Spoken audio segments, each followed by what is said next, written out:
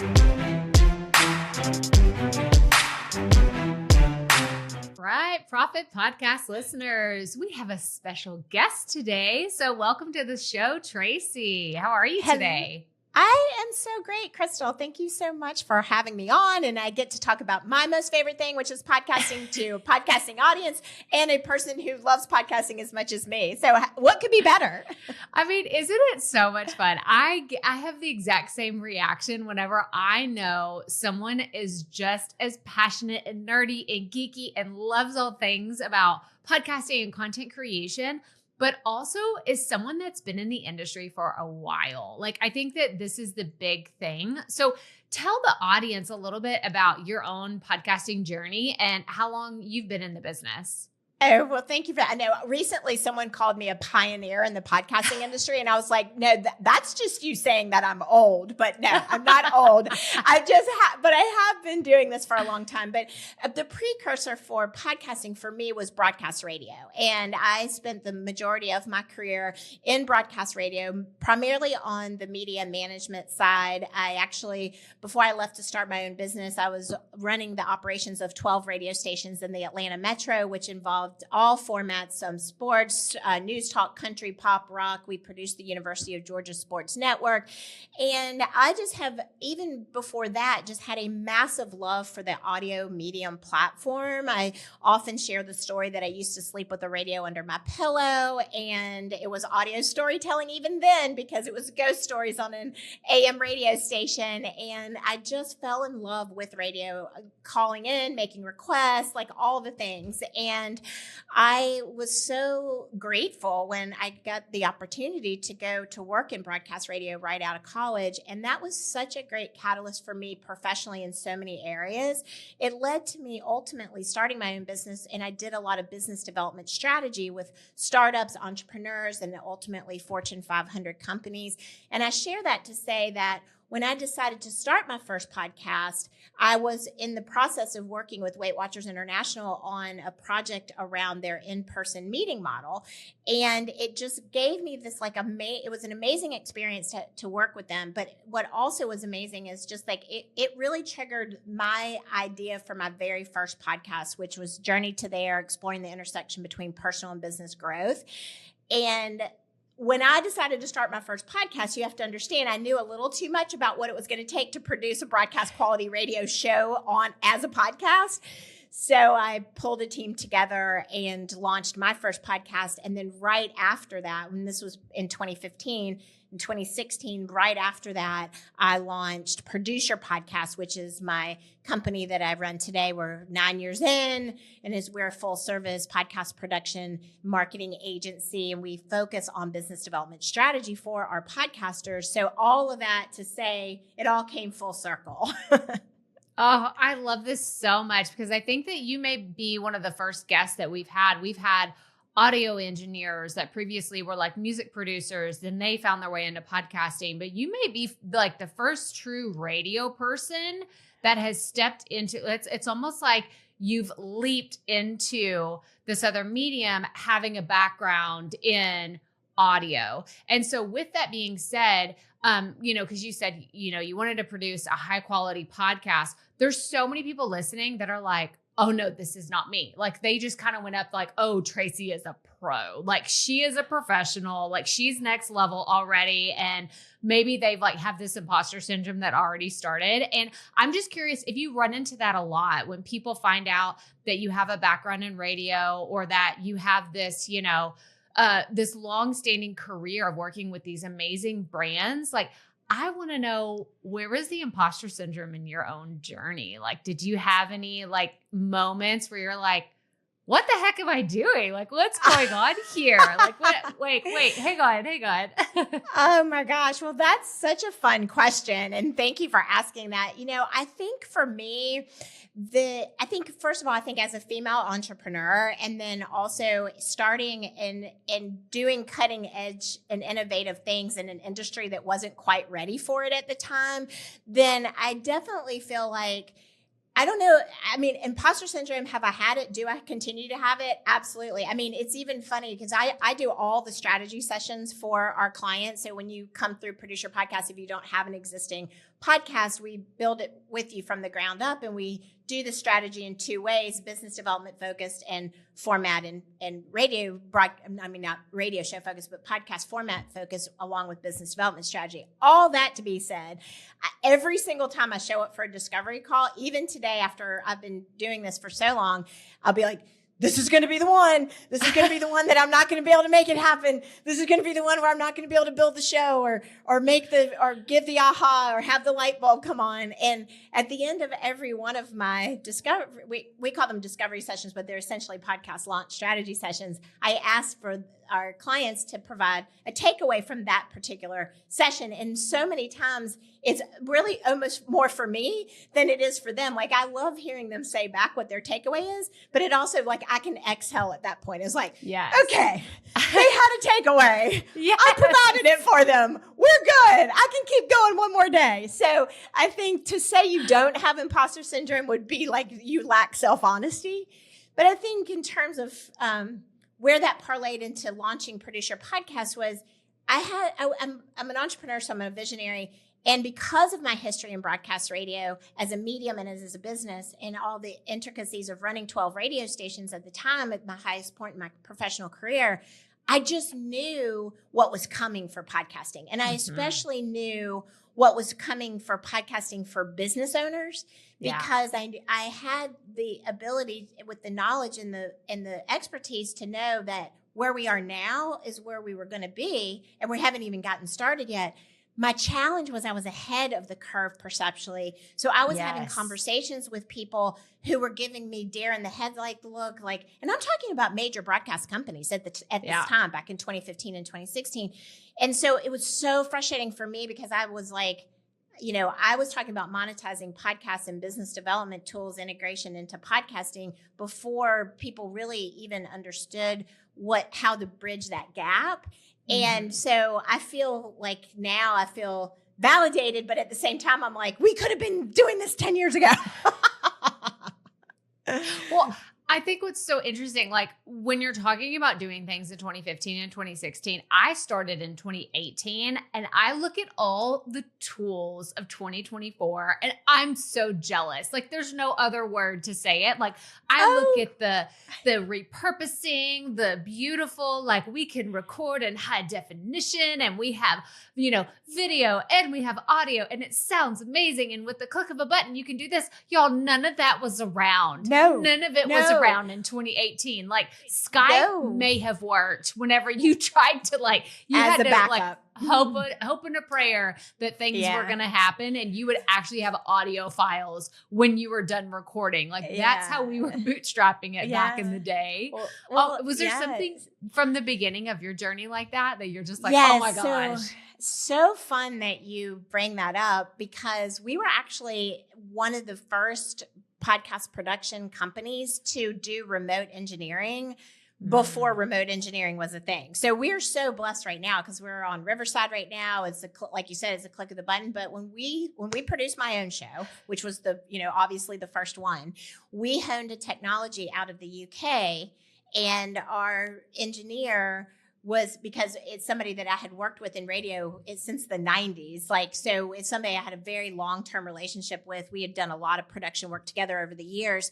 And he honed a technology and licensed a technology out of the UK that was designed initially for radio broadcasters, but it gave us the technology and the platform to record our hosts and their guests virtually right out of the gate. So when we launched, when I very first recorded my first interview with Journey to There, my co-host was in Fort Lauderdale, I was in Georgia, and our first guest was, I actually have to remember who that first guest was. But anyway, this was, they were somewhere else in the US. And so we actually were very innovative in being able to do that out of the gate. Then when the pandemic occurred, that was so helpful for us because we had already been doing it for several years, offering this remote engineering, because all of our clients, for the most part, they will take advantage of recording with a live engineer in the studio with them. But that was virtually unheard of because the technology didn't exist at that time.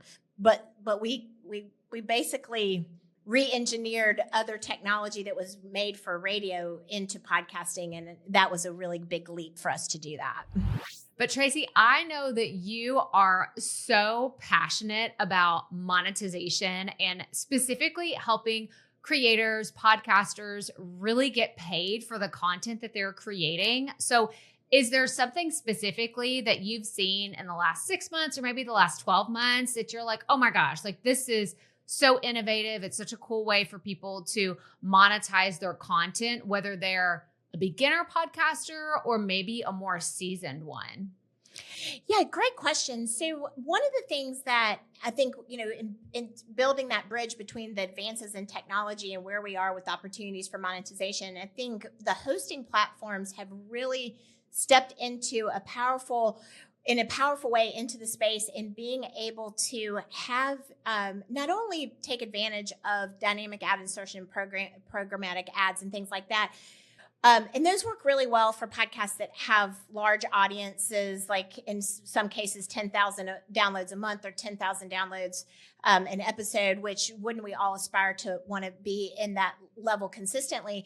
But what we found is that there's some really specific and low-hanging fruit ways to monetize a podcast for a smaller audience, especially if your podcast is focused on growing your business. So if you are a business owner, if you're a coach, if you're a consultant, if you offer product and service, if you're utilizing your podcast to grow your business, then the first thing that I want to say is that you really do have to have good audio quality and video quality, which is one of the reasons why the technology that has made it so much easier.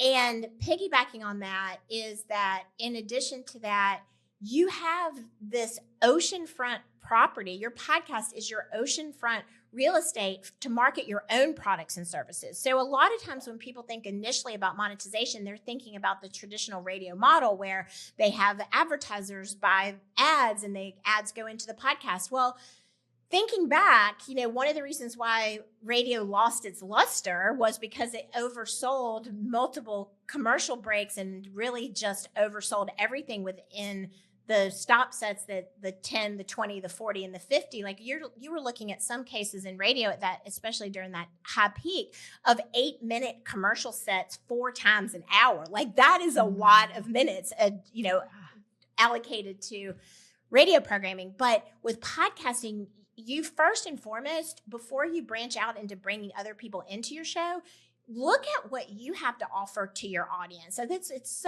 so often overlooked that you have your own inventory, that you can market your own products and services. And you can do that through showcasing testimonials. You can do that through teeing up your own live read within your own show, or having your own recorded show dropped into your show. So I think that's like one of the first things I want to say to people is never underestimate the power of your own property inside your podcast for monetization that you can tie back to an ROI.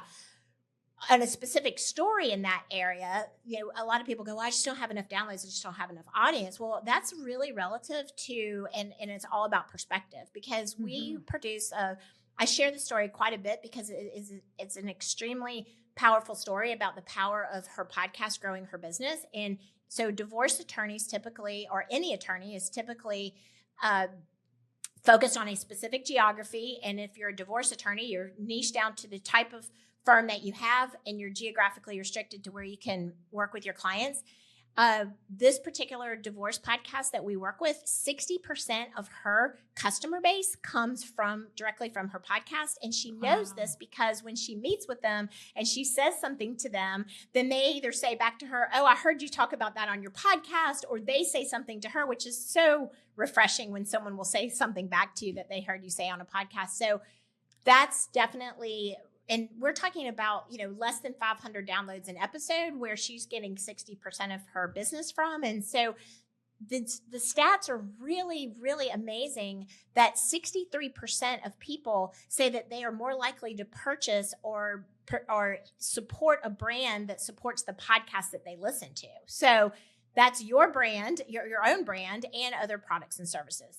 And then secondarily, which we can totally get into as well, is how to monetize that audience by bringing in brands and partners and sponsors when you have a smaller audience, because we're seeing really, really great results with people that have smaller audiences, 1,500 and less, 1,000 and less downloads. And I like to talk about those numbers because I want people to understand that what's possible and not feel like they have to wait to monetize till the right time. Oh, this is so good. And actually, I do want to stay here for a second because I think that this is where a lot of the audience is. Traci and I were talking before we started recording, and I said, I think that this audience is split kind of right down the middle of people that are just getting started. And then there's those people that are, maybe you've been podcasting and you're at that like catalyst moment. You're like, okay, I am ready to monetize. But Traci, they are terrified to flip that on their audience because they haven't really had those skills to monetize up to this point. And now they're like, okay, I think I'm ready. Like I'm ready to bite the bullet, whether it's a confidence piece that they were lacking before and now they have it, or maybe it's they're like, no, my numbers are really solid and I feel like it. How did you tell people or coach them because they don't know how to go about monetizing if they've never done it before? They're like, right. I feel bad. Like I feel bad because I never talked about anything, or my audience expected me to just give this away for free forever. And now I'm asking that, ads and sponsors. Like, do you have any advice for that person that's like, oh, this feels sticky. This feels really awkward to do it at this stage. Yeah. Wow. I have so much for that. So first of all, I want to kind of highlight what you were saying. So mindset is everything. We talk about it. I know in one of your episodes that you were talking about, with a financial expert, it's like mindset is everything, right? Yeah. And you also have to apply that to your own podcast. So when you're creating your content, you're in a certain mindset around that.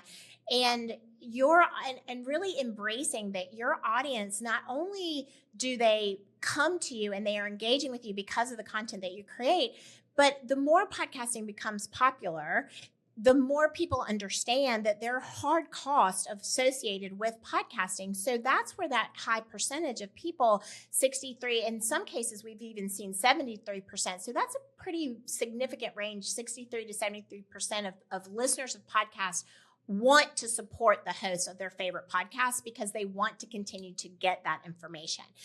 I think being armed with data is power. So if you've never been a person who made their entire career off selling air, which exactly is what advertising sales are when you're dealing with an audio only platform, especially if you think about it. So you have to make it a tangible experience for yourself and for the potential sponsor that you're talking to.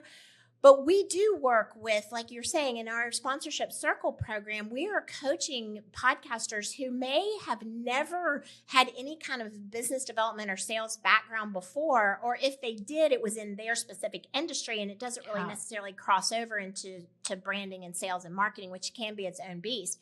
So what we recommend, and I use this phrase a lot, which is start where you are. And a lot of that is start where you are with your comfort level, but then also start with where you are with where your show is in terms of really doing a good assessment of where is your show? Where are you right now? And then the third aspect of that is start where you are with your own network, because there are so many people, most people actually, they will overestimate the number of people who know what they do, and they will underestimate the number of people that they know.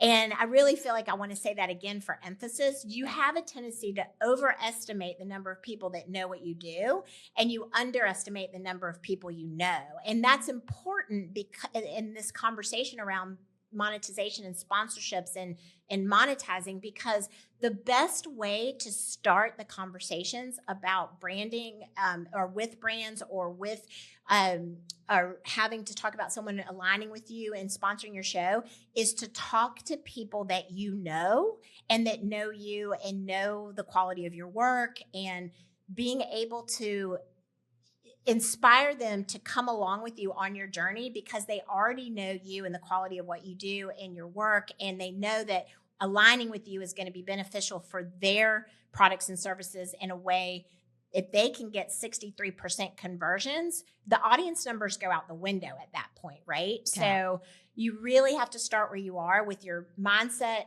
data, and get some research and numbers like what we're talking about. Edison's research came out May of 2024. The most current data is accessible. Just familiarize yourself with the power of these podcasting stats, because then you get excited when you're talking to somebody. Yes. And it's not about cost per thousand at that point. It's about, I have really amazing, highly engaged, mighty network of people that are ready to do business with you. And here's how I can support you in doing that. So it's like, what's in it for you? So, there's so many different layers to it. And I think with anything, you just have to start with the conversations that feel confident and comfortable for you. And those are typically with people you already know. Yeah. And I mean, to even take it a step further, like what you were talking about earlier about, because I love talking about promoting your own products and services. I think that is the best way to get started with monetization, and then take those numbers to the brands and the companies that you're working with. And you can say, hey, these are my percentages. Like, these are my data points that I'm already starting with when I talk about my own digital course or my coaching services or whatever it is that you're offering, and showing them, hey, these are the types of results that we can expect. And the whole original model of the CPM just goes out the window. Like you're saying, like you can offer so much more value. But I'm curious if you have any examples of like a client or someone that you've worked with, or maybe even one of your own shows, where you were surprised by how quickly a brand was like, I don't even care about your downloads. Like, I just want to work with you. Like, they were excited to work with that person, that brand, that podcaster. Has that ever happened for you? Oh my gosh. So many interesting stories around this. And I kind of want to start with one that's really small. So for relatability purposes, because it was just one of our most favorite client phone calls I've ever received. And she left the most fun voicemail. And it was, the podcast is called PR Maven. And she's based out of Connecticut again, like very small. Majority of her clients come from her own backyard. And we were working and coaching her through sponsorship. We worked with her to get everything set with her show in order to be ready for sponsorship. And she got the first appointment to the first, prospect call. She emailed us like the day before, completely angsty, like, they're going to ask me about my downloads and I don't know what to tell them. And I've got the call and what do I do? And so, we coached her through and said, talk about the value of your audience, talk about how engaged they are with you, talk about your success stories in PR and what you've been able to do for your clients. And then the conversation at that point wasn't about the downloads. It was about the movement of her audience and the tactical ways that she has been able to serve them. And the very next day, she closed a sponsorship, and it was a $3,000 sponsorship on an audience numbers of less than 300 downloads per episode. And so she closed a $3,000 sponsorship on this very first sale that she'd ever had on it. She called and like she was giddy. She was like, they said yes, and everything you told us worked. And and that's great for us. Like, yes, that's a humble brag, not so humble brag. But what I want everyone to take away from that story is that she had the nerves, she had the angst, she was really like not comfortable going into the conversation, but she felt confident in her data, her numbers, like what she could do as a host and her audience and how she had supported them. And then she was able to communicate that along with her passion and enthusiasm, that they bought the sponsorship and she was off to the races. So that's a literal example of a very small, specific, geographically and niche targeted subject matter that she was able to claim that level of sponsorship for. And then you go to the opposite extreme, which is our NHL wraparound podcast, which just in itself, having the name NHL in it does not hurt. Sports marketing has a tendency to be more enthusiastically received for sponsorship. But this particular podcast did not have anything to do with the NHL in terms of brand affiliation. So they're not, it's not an NHL financed podcast. It's not an NHL endorsed podcast. It's a two hosts. One was an ESPN broadcaster in the hockey space, and then the other, the host is Neil Smith, who was the general manager of the New York Rangers at the time they won the Stanley Cup 30 years ago, which was if you're a hockey fan, you know this, but it was just a historic, like, amazing victory for the Stanley Cup win in 1994. And as a result of that, he has been an icon in the hockey space. So and I love to share this story for people who are like, I'm never going to be able to get sponsors for my podcast. The important pieces are that this wasn't an NHL finance. Like I was saying, there are two guys who have a big brand in the hockey space. But you could have a big brand in your space anywhere. It can be in the tech space. It can be in the interior design space. It can be in the coaching and consulting space. Theirs just happened to be in the hockey space. So when they came to us to launch their podcast, we started talking about monetization out of the gate. They were looking at maybe over the course of 6 to 12 months, they would be able to monetize it. They knew it was a long game. We came out of launch with that podcast with over $20,000 in podcast sponsorship, from personal network relationships all the way up to UBS corporate and a game-worn jersey, very niche specific. Like, they were willing to take a chance. There were so many people that were willing to take a chance on this podcast because they knew Neil's reputation. They knew Vic's reputation. They knew that they were going to, it didn't hurt that they had Wayne Gretzky on the first episode, which I'm not even a hockey person. I grew up in the South where there wasn't ever any ice, for goodness sakes. Not to say that there weren't hockey teams, but in all seriousness, like, I even knew who their first guest was going to be, right? But again, it was people taking a chance on a podcast that had zero downloads because it had not even launched. And I would even love to even break down their monetization strategy for everybody, because it wasn't just the UBSs and the game-worn jerseys. It wasn't just them that were buying into it. We also had other monetization strategies lined up for them as well. Yeah. I would love to dive into any more of those, because I know that there's people that are listening right now and they're like, okay, this sounds like the podcast launch of my dreams, being able to have sponsors before I even put this out. But they're also, again, the imposter syndrome is hitting them hard. But I want to go back to what you said earlier. And I love this so much. It's about the people that you know, like, who are the companies? And I thought about this a few times. I have this dream, and like all of my free time that I don't have, I'm like, I'm going to create this podcast about Texas. I live in Texas. I love Texas. And I have multiple family members that are obsessed with Texas history. And the first thing that I thought about was, oh, I know like 4 or 5 entrepreneur friends that own businesses that are specific to Texas. And they would love to have a marketing like platform to share their businesses. So I'm just so curious and fascinated. If someone's listening and they're like, okay, I need to think about sponsorships in a different way. Do you have any like of the tools and strategies that maybe the hockey podcast used, or other ways that they can go about dipping into their network without things getting awkward? Because again, my audience, they're like, oh, I don't have a sales background. I'm just it makes them feel all squirmy and cringy.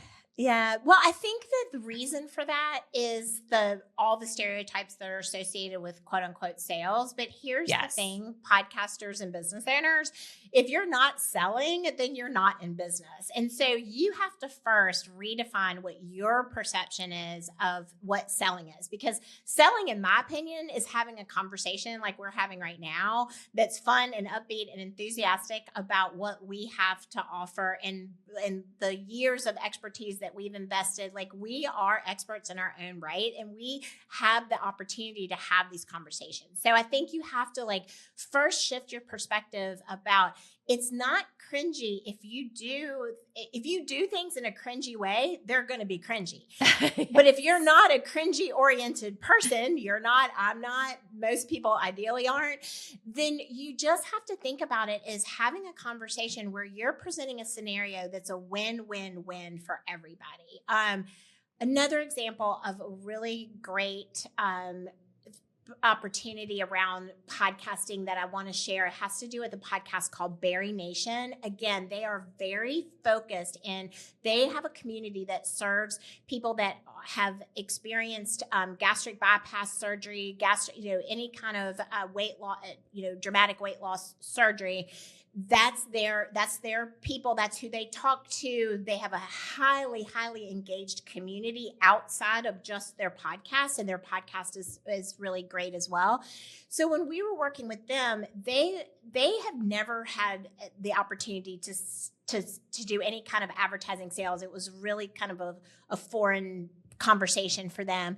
But how we worked with them and really instilled in them is like, look how powerful your community moves when you recommend something, when you have a product that, like, there's I've learned a lot about this as a result of producing this podcast, but there's some certain products that are like ride or die products for people who have this type of surgery or struggle with the issues that come along with it, both psychologically and health-wise.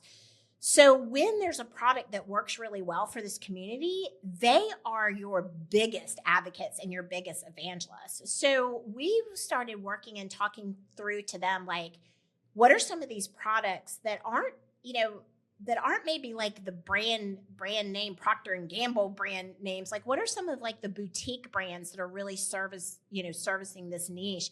And when we started to peel the onion layer off of and getting into the ability to have conversations with smaller businesses, the overwhelm just dropped significantly. And we did the same thing with the Outdoor Biz podcast. When you think about sponsorships, and I see this happen all the time, and I've been guilty of it myself, it's like an Outdoor Biz podcast. Oh, we should talk to Patagonia. We should talk to North Face. We should talk to Subaru. Well, those would be great conversations to have. But what about the boutique surfboard, artisan craft hiking boots? There's so many cool small businesses that do not have the friction or the red tape or that you can actually connect with and say, I have this mighty community of outdoor evangelists, or I have this mighty community of people who eat your protein bars every single day because it works for them. Wouldn't you love to have that conversation with more people that could engage with your product? And then you're excited, right? Like, it's like you're doing something for them. It's not about what the cost is to sponsor the episode or what the downloads are. It's about helping people.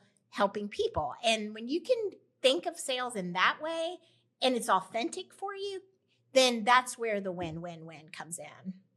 Yeah. And I love this so much. It's like just the mindset shift. We've talked about mindset so many times today, and it's just like that shift in perspective of offering value and helping everyone involved and everybody wins. Like, I think that is just the way, and then just lean into that authentic thing. Like, cause we all know, I bet everybody listening right now can think of 5 different things that your audience would love, whether it's a product, whether it's a service, it's just a book, it could be a book on Amazon that you want to recommend. Like, there are so many things that they're the tools that are in your toolkit that you could offer to your audience. And I think that approaching brands and sponsorships that way as well is just going to help you land those deals just many more times than you would without them.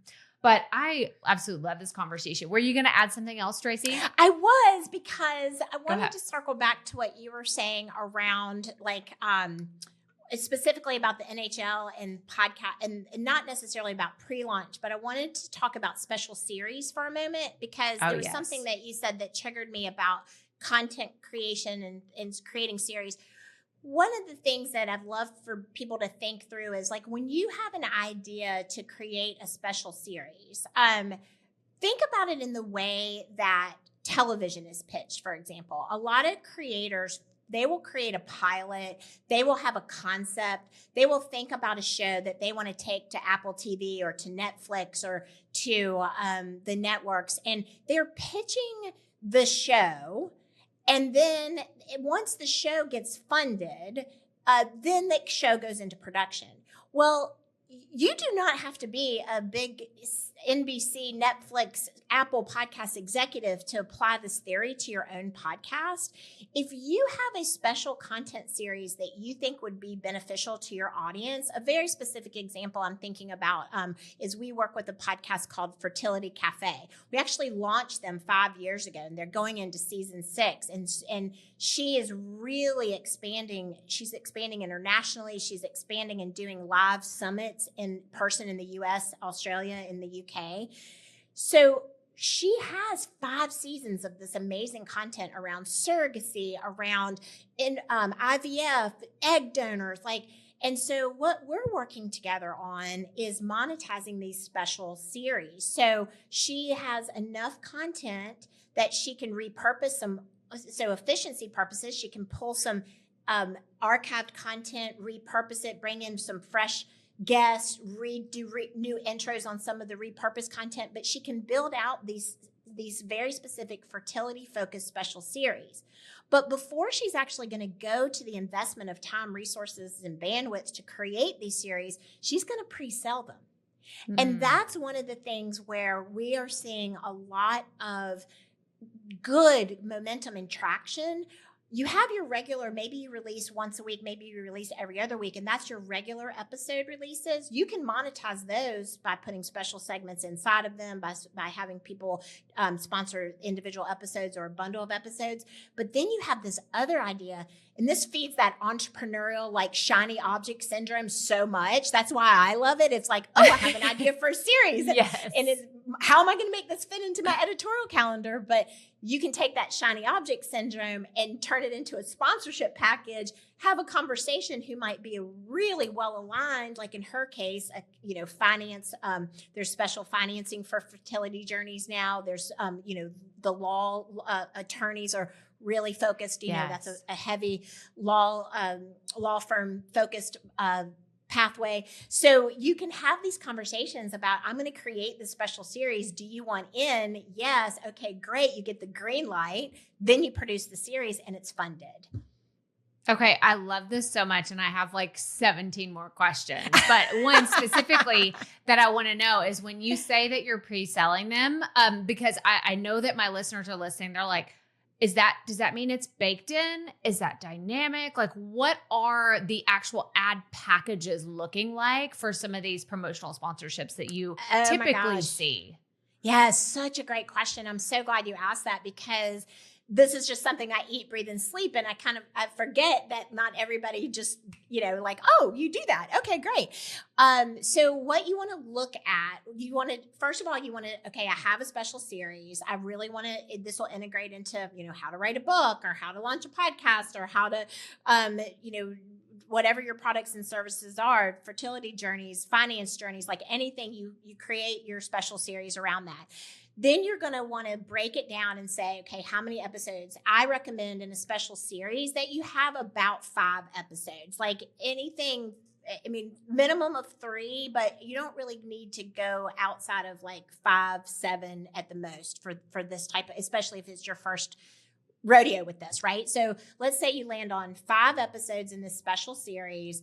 You can then start breaking down what the content will be, and then identifying based on the content what type of experts you can align yourself with for sponsorship. So you might want to have a premium sponsor who would be the person who is the premium. They would have the title series, if you will. We call it the arena rights sponsorship. We don't think you should necessarily compromise the name of the series because of SEO, but you could always say your podcast is powered by, or the special series is powered by. So you have somebody who has presence in all of the episodes there. Then you have the opportunity to have a guest appearance baked into the special series. So if you have the opportunity to be able to bring in an attorney or a finance expert or a certain coach or a certain expert in the industry, part of their sponsorship can include an appearance within the special series so that it's something that's working with them. I love it when these things happen in real time, especially with two podcast professionals. Of course, we had internet issues and things dropped, but this is the transparency that I love to share on this show. It's like, hey, if this happens to you, it is not the end of the world, because it happened to Traci and I. It happens to all of us. Yes, that is, unfortunately, that is the reality, and which is very helpful when you can just, again, like, just not have, I used to say, tech challenges just make me a better human. So 100%, 100%, a little bit more patient, a little bit more like, but what you were sharing is you were sharing about monetization and with limited series, and really just to round out the whole idea of bringing together companies and brands and the message that someone is so passionate about. Is there one last thing that you'd like to share that could just really help someone shift that mindset, again, because we've talked about it so many times, from I don't know if I'm ready for this to maybe this is something that I should explore? Yeah. So we were talking about probably like one of the most elaborate sponsorship strategies, which is involved, just to recap in case that our tech issues challenged us. You were talking about the possibility of a title sponsorship. You're talking about the possibility of integrating a guest appearance into a special series and all of the things that go along with that. Those are aspirational levels. Coming back to the start where you are, the best recommendation that I can make for where you are right now, if you're just starting out, is if you don't already have a special segment inside of your show, that start there. So if you at the end of every episode ask a question, what does a richer life mean to you? If you're a financially focused podcast, and what does living a richer life by design mean to you? Which was one of our podcasters, we integrated that as a special segment. If you have a special segment, one of our podcasters, Salad with a Side of Fries, does the nutrition nugget. Or, so the first and easiest thing that you can do is create a special segment inside your podcast that is a benefit to your audience that they're going to really love, and start doing that consistently. And then start offering that special segment for sponsorship, because you can, something like that could be sponsored for $250 or $450, and those are easier conversations to have than, do you want to sponsor my special series for $7,500, right? So don't, unless you're just a jump off the deep end kind of person, which some of our podcast clients are, and they're like, let's go for the 20K, right? But just start small so that you start getting the kinks out, because a lot of the other things that you have to think about is the sponsorship starts when you close the sale. So we've talked a lot about like what it takes to have the conversation, to pick up that 100-pound gorilla phone or send that 1,000-pound keyboard email.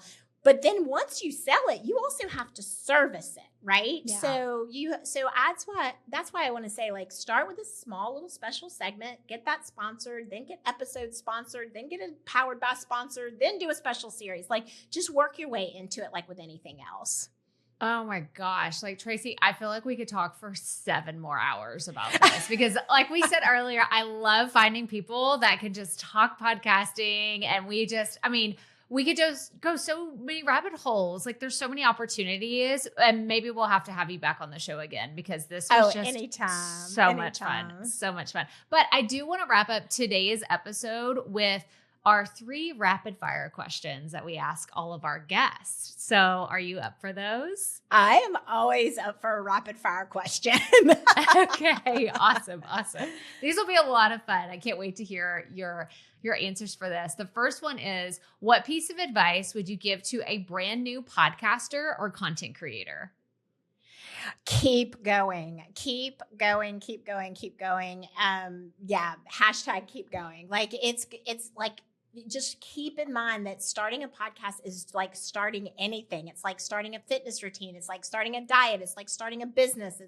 It's a start of something. The beauty is in the beginning, and it's fun and it's exciting, but the rewards and the impact and the ripple effect all come as a result of just keep showing up and keep doing what you're doing, and just, keep going. Oh, I love that. The next one's a 2-part question. The first one is, what is the dream podcast you would love to be on? And who is your dream podcast guest you'd love to interview? Oh, that is so unfair. Because oh my gosh. The dream podcast that I would like to be on. But I would just like to hang out with the guys that do Smart List. Like they don't have guests. But because I'm such a producer, like for me to like that's who I want to be in the studio with, right? Like I don't know 100%. that I want to, like I don't think I'm a fair person to answer that question because my mind goes to who do you want to hang out in the studio with? And like that would just be like I can't even imagine how much fun that would be to hang out with them in the studio while that show's being produced. And what was the second part?